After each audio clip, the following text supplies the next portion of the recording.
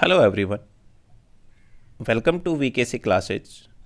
आज हम class 12th की 4th यूनिट का नेक्स्ट चैप्टर शुरू कर रहे हैं और इसमें सबसे पहले जो टॉपिक आता है अपना वो है अल्टरनेटिंग करंट।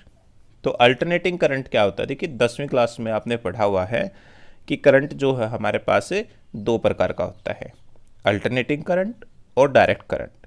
अल्टरनेटिंग करंट को एसी बोलते हैं, शॉर्ट के अंदर एसी करंट। तो इसमें क्या होता है भी, ऐसा करंट जिसकी मैग्नीट्यूड कंटिन्यूसली टाइम के अनुसार चेंज हो रही हो और उसकी डायरेक्शन जो है पीरियडिकली रिवर्स हो रही हो,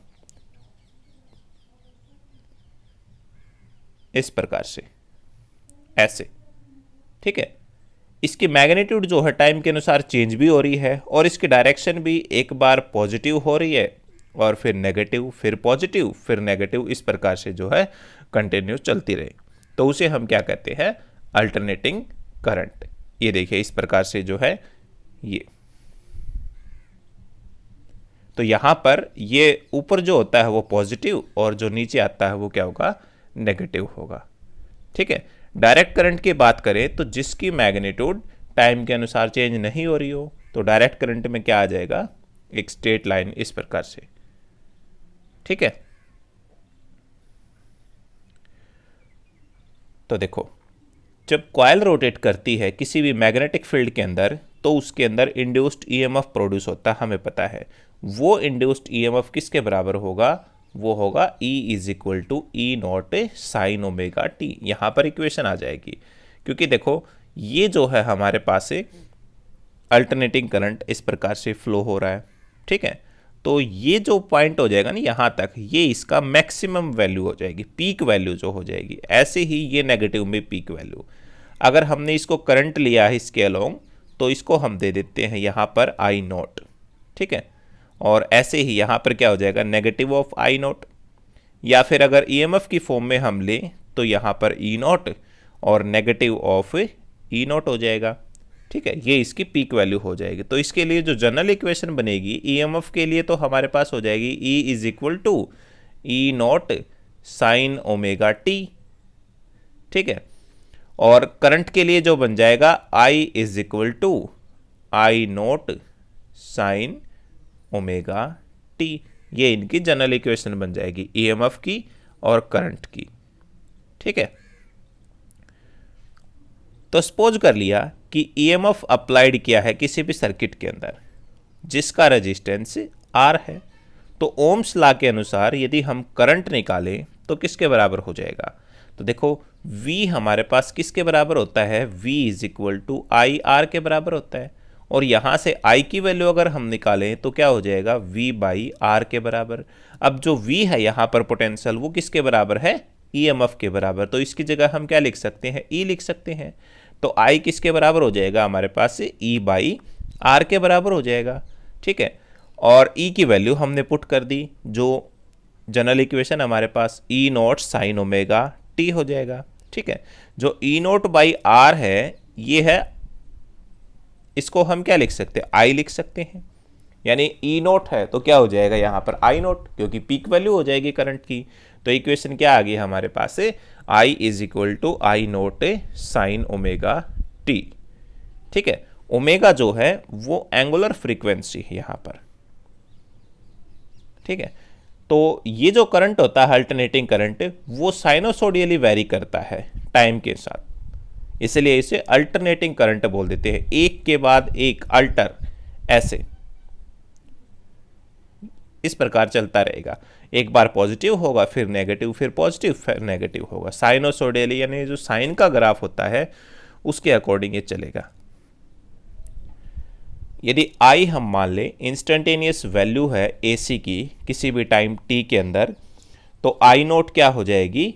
पीक वैल्यू या फिर मैक्सिमम वैल्यू ऑफ करंट, जिसे क्या बोलेंगे? करंट एम्पलीट्यूड बोलेंगे। ठीक है, I नोट किसके बराबर हो जाएगा? E नोट बाई आर के बराबर। अब एम्पलीट्यूड क्या होता है?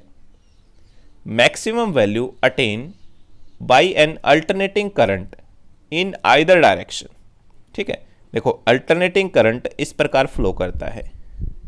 ठीक है, तो जो ये मैक्सिमम वैल्यू होती है यहाँ तक, ये मैक्सिमम वैल्यू जो होती है, ये वैल्यू क्या कहलाती है? एम्पलीट्यूड, दोनों डायरेक्शन के अंदर, ऊपर भी और नीचे भी। ठीक है, ये डिस्टेंस क्या कहलाएगा? यहाँ से यहाँ तक का डिस्टेंस एम्पलीट्यूड कहलाएगा। और एम्पलीट्यूड जो पीक वैल्यू होती है उसको हम आई नोट से हम डिनोट करते हैं। ठीक है, टाइम पीरियड की अगर बात करें तो क्या होता है? Time taken by alternating current to complete one cycle of its variation. यानी जब करंट इस प्रकार से वेरी करता है ऐसे, तो एक साइकिल कब कंप्लीट होगा? जब इसने यहां से चलना शुरू किया और यहां पर कंप्लीट हो गया, तो यहां पर क्या होगा? एक साइकिल कंप्लीट होगा। तो ये एक साइकिल कंप्लीट होने में जितना टाइम लिया है वो क्या कहलाएगा? इसका टाइम पीरियड कहलाएगा। ठीक है, इसको कैपिटल टी से डिनोट करते हैं। ये जो टाइम होता है वो एक रोटेशन के बराबर होता है।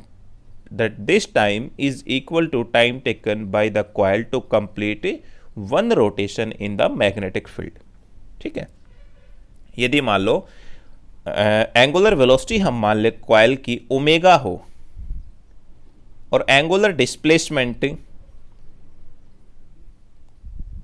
एक कंप्लीट साइकिल के लिए वो कितना हो? 2 पाई हो। तो टाइम पीरियड हमारे पास किसके बराबर हो जाएगा? एंगुलर वेलोसिटी किसके बराबर होती है? ओमेगा। ये होती है angular displacement divide by time. और एंगुलर डिस्प्लेसमेंट कितना बताया हमने? 2 पाई बताया है। ठीक है, और टाइम टी और ये ओमेगा हो गया हमारे पास। ठीक है, तो ओमेगा की वैल्यू क्या हो गई यहाँ पर? 2 पाई बाई टी के बराबर हो गई। ठीक है, हमने टाइम पीरियड निकालना है, तो टाइम पीरियड निकालेंगे तो क्या हो जाएगा? ये टी जो है इधर आ जाएगा और ओमेगा जो है यहाँ से यहाँ आ जाएगा। तो क्या बन गया हमारे पास? T is equal to 2 pi by omega. ठीक है, जैसे हमारे पास क्या था? 2 पाई बाई टी, ये एंगुलर वेलोसिटी की वैल्यू थी। तो 1 बाई टी जो है वो हमारे पास किसके बराबर होता है?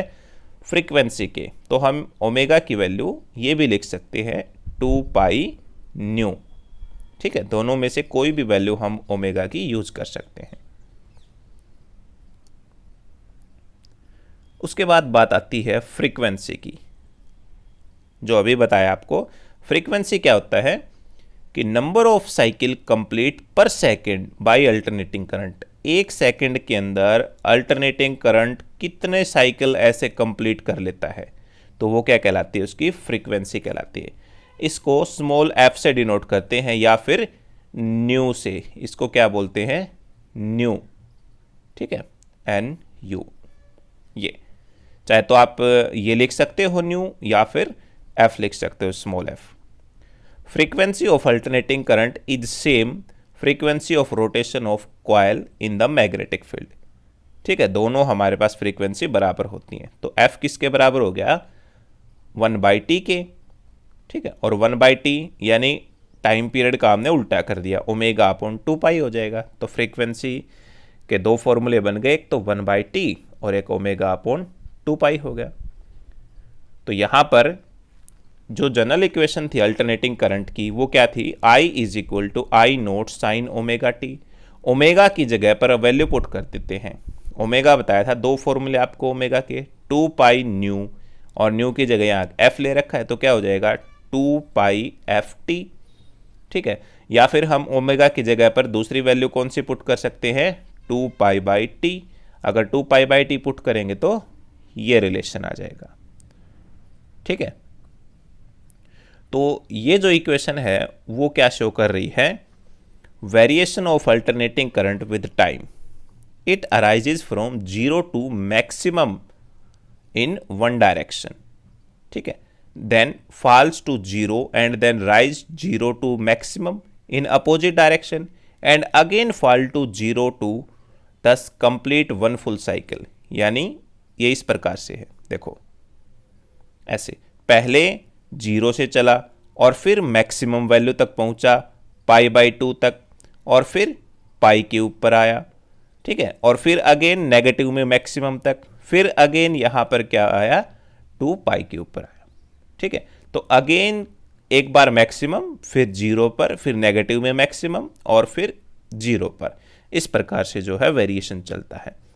अल्टरनेटिंग करंट जो है हमारे घरों में अगर देखें तो 50 हर्ट्ज तक की फ्रीक्वेंसी, ठीक है, 50 हर्ट्ज तक की फ्रीक्वेंसी जो हमारे घरों में सप्लाई होती है। ठीक है, 220 वोल्ट पोटेंशियल और 50 हर्ट्ज की फ्रीक्वेंसी जो है इंडिया के अंदर होती है। देखो क्या कहता है, as alternating current is positive in one half cycle equally negative in their other half cycle. तो जैसे इस प्रकार होता है, ये पॉजिटिव होता है, उसके इक्वल ही नेगेटिव हाफ साइकिल के अंदर होता है। ठीक है, so it's mean value over A complete cycle is zero. तो इसलिए इसकी जो मीन वैल्यू होती है एक कंप्लीट साइकिल के अंदर, वो क्या होती है, जीरो। हम इसको मैथमेटिकली भी प्रूव कर सकते हैं। ठीक है, तो देखो इसको मैथमेटिकली प्रूव करते हैं। हमने प्रूव करना है कि एवरेज वैल्यू जो है एसी की ओवर वन कंप्लीट साइकिल वो जीरो होती है। ये हमने प्रूव करना है। तो हमने क्या मान लिया कि अल्टरनेटिंग करंट है किसी भी टाइम टी के अंदर, वो हमारे पास किसके बराबर, I is equal to I note sine omega T के बराबर। ठीक है, हमने अज्यूम कर लिया कि करंट जो है कांस्टेंट है स्मॉल टाइम डी टी के लिए। तो उस टाइम कितने अमाउंट ऑफ चार्ज फ्लो कर रहा है किसी भी सर्किट के अंदर, डी टी टाइम के अंदर। तो देखो वो हमारे पास चार्ज हो गया डी क्यू चार्ज। तो करंट किसके बराबर होता है, करंट होता है D Q divide by D t के। और यहाँ से डी क्यू की वैल्यू निकालेंगे तो डी टी इधर आकर मल्टीप्लाई में हो जाएगा। ठीक है, यानी इक्वेशन क्या आ गई हमारे पास से, D Q is equal to I into D T हो जाएगा। आई की यहाँ पर वैल्यू पुट कर दी ये वाली, तो क्या बन गया हमारे पास, I note sine omega t into में डी टी के बराबर हो गया। तो हमने ये चार्ज निकाल लिया जब हमने स्मॉल टाइम के लिए करंट को कांस्टेंट किया है। तो total charge that flow through the circuit in one complete cycle. अब एक कंप्लीट साइकिल के लिए टोटल करंट कितना हो जाएगा, तो टोटल करंट क्यों हो जाएगा, टोटल जब हम निकालते हैं तो हमने क्या किया, उसका इंटीग्रेशन कर दिया डी क्यू। ठीक है, अब डी क्यू की वैल्यू पुट कर दी I note sine omega t into D t, और टाइम कहाँ से, जीरो से टी तक हमारी लिमिट हो जाएगी। ठीक है, अब देखो कांस्टेंट क्या है इसके अंदर, कांस्टेंट है आई नोट जो कि मैक्सिमम वैल्यू है, पीक वैल्यू है। अब साइन ओमेगा टी का इंटीग्रेशन क्या हो जाएगा, माइनस कॉस ओमेगा टी। ठीक है, फिर हमने एंगल का करना है ओमेगा टी का, ओमेगा टी का क्या हो जाएगा, ओमेगा हो जाएगा। ठीक है, तो ये हमारे पास इंटीग्रेशन, और जब हमने इंटीग्रेशन सोल्व कर लिया तो लिमिट क्या हो जाएगी, दूसरी साइड आ जाएगी। ठीक है, अब देखो यहां पर हमने क्या किया, ओमेगा को बाहर ले लिया और इसकी वैल्यू पुट कर दी, omega is equal to 2 pi by T, ये हमने वैल्यू पुट कर दी। तो इसको हमने यहां से बाहर ले लिया। ठीक है, तो यहां पर क्या आ जाएगा, ओमेगा आ जाएगा और ये ओमेगा यहां से खत्म हो जाएगा। ठीक है, और इसकी जगह पर वैल्यू पुट कर, तो ओमेगा की वैल्यू यहाँ क्या हो गई, 2 पाई बाई टी, और इधर क्या हो जाएगा 2 पाई बाई टी और इनटू में टी हो जाएगा। लिमिट आ जाएगी 0 से टी तक, राइट हैंड साइड के अंदर आ चुकी है आपकी। अब जो ये नेगेटिव था ये हमने क्या ले लिया, यहाँ पर बाहर ले लिया। ठीक है, तो यहाँ देखो ये 2 पाई बाई टी था, इसका टी ऊपर चला जाएगा तो यहाँ पर मल्टीप्लाई में हो गया। ठीक है, और अब करेंगे upper limit minus lower limit. ठीक है, तो देखो ये जो वैल्यू है इसको एक बार हम यहीं का यहीं मान लेते हैं। ठीक है, इसकी जगह पर हमने क्या करना है, एक बार कॉस जो है 2 पाई बाई टी, इसकी जगह पर हमने क्या पुट करना है, जो स्मॉल टी है ना, ये स्मॉल टी की जगह पर एक बार अपर लिमिट पुट करनी है और फिर लोअर लिमिट पुट करनी है। तो देखो ये तो हमने कर दिया कॉस 2 पाई, एज इट इज हो गया हमारे पास ये वाला। यहाँ पर और divide by T as it is, और इस टी की जगह पर हमने पुट करना अपर लिमिट। तो अपर लिमिट अगर पुट करें तो क्या आ जाएगा, cos 2 बाई टी इंटू में आ गया कैपिटल टी।